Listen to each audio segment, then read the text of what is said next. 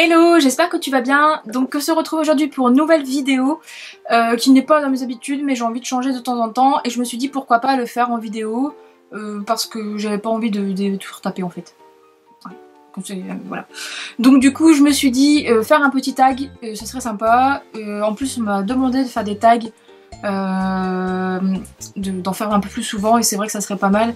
Bon, c'est vrai que j'ai pas de temps pour tourner, des fois je tourne que le week-end, donc mais là, maintenant je prends de l'avance, donc ça va aller. Bref, du coup j'ai sélectionné 2 tags de la collection R qui sont sortis il y a très peu de temps en fait. Je les ai vus passer un peu sur la blogo, etc. Et donc je pense que ça serait bien de les faire en vidéo. Alors je pense qu'on va en faire qu'un, ou peut-être les deux, il y a 20 questions en tout. Non, on va faire les deux. Donc du coup, j'ai pris mon petit portable pour regarder, et donc le premier c'est dans l'air. Enfin le R de la collection R, et le deuxième c'est on est tous des readers, enfin readers. Donc on va commencer par c'est dans l'air. Donc le petit 1 c'est dans l'air du temps. C'est un livre que tu trouves particulièrement d'actualité. À l'instant où je te tourne cette vidéo, je viens de m'acheter ça. Donc peut-être que tu verras cette vidéo dans très longtemps, mais en tout cas moi je viens de me l'acheter, il est sorti la semaine dernière. Là, au moment où je te tourne cette vidéo, donc pour moi c'est dans l'actualité, dans l'air du temps. Ouais, pour moi c'est particulièrement d'actualité parce que depuis le temps qu'on l'attendait en France, celui-là. Enfin bref. Ensuite, une ère nouvelle, c'est un livre qui dresse un futur que tu aimerais connaître. Un futur que j'aimerais connaître. Peut-être dans Phobos.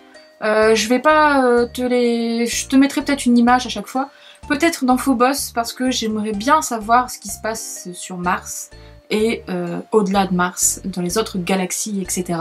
C'est vrai que c'est un truc qu'on n'y pense pas forcément parce que nous on est sur Terre, mais qu'est-ce qui se passe ailleurs?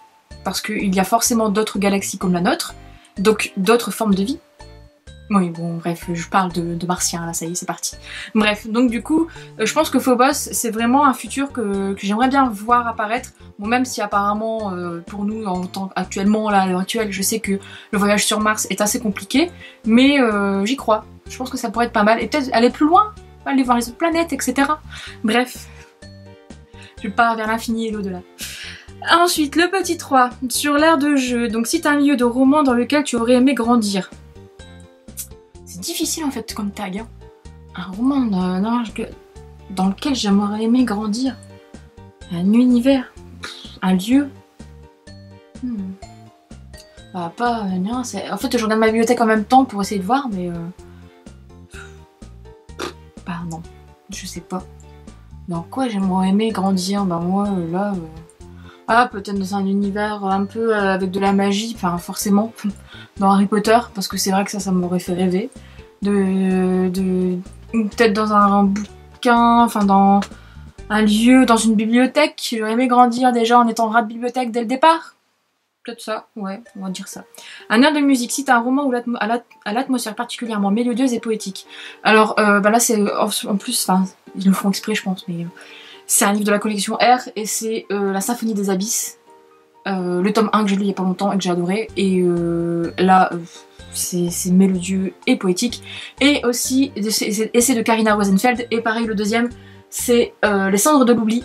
Pareil, de Karina Rosenfeld. C'est une duologie aussi qui est dans la collection R.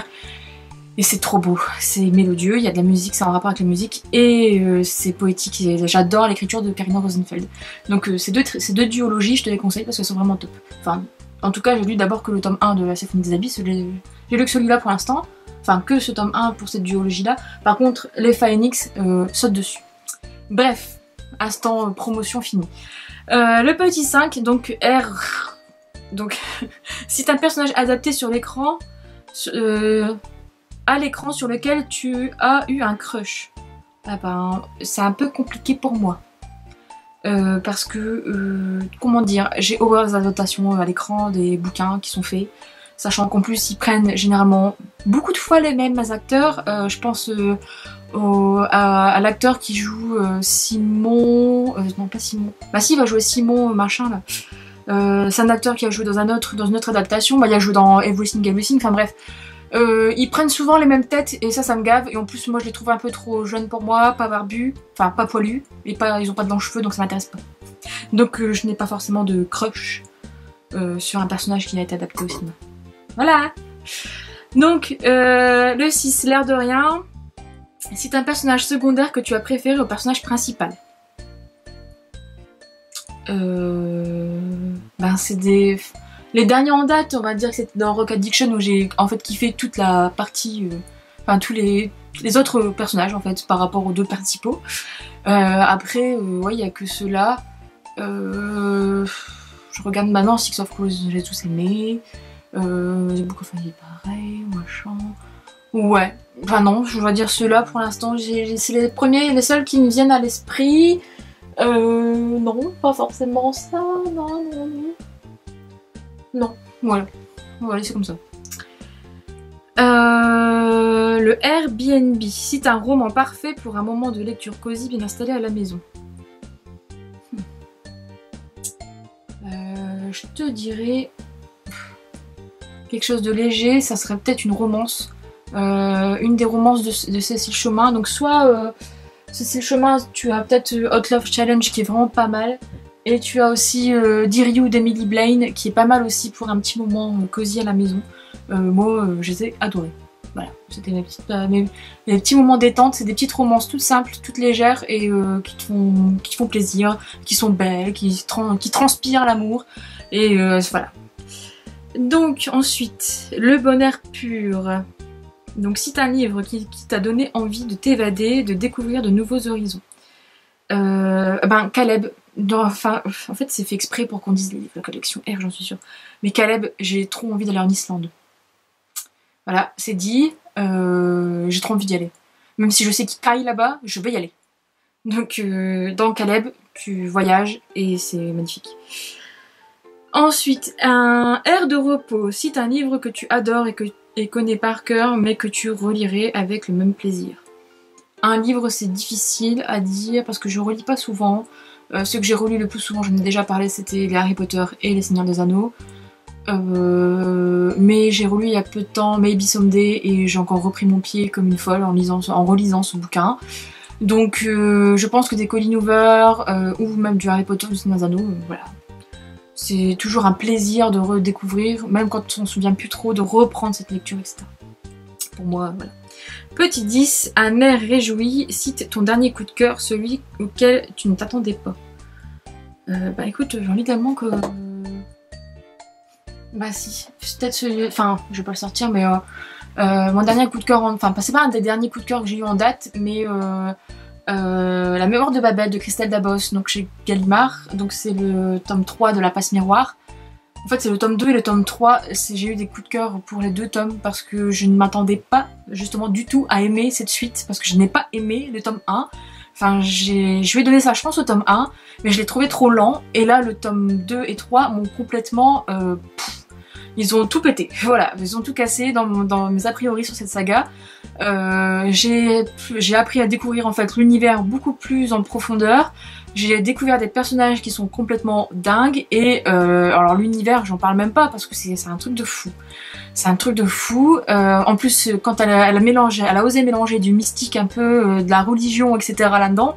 Mais c'est tout ce que j'aime, donc j'ai hâte de lire le tome 4 et le tome 3 c'est vraiment la fin en plus est vraiment hyper bien.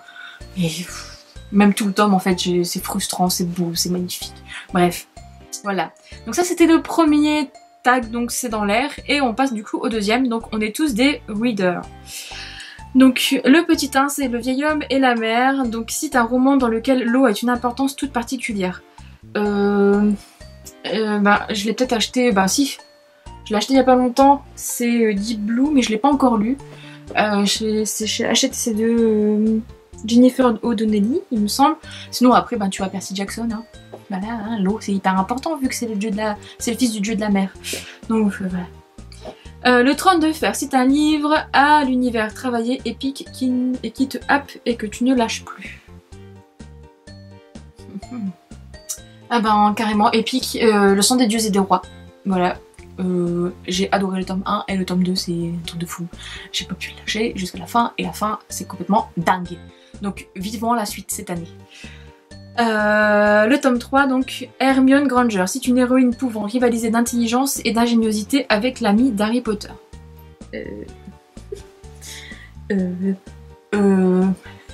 C'est difficile de quand même de trouver une fille prétentieuse mais hyper intelligente et hyper attachante qui soit franchement je ne sais pas.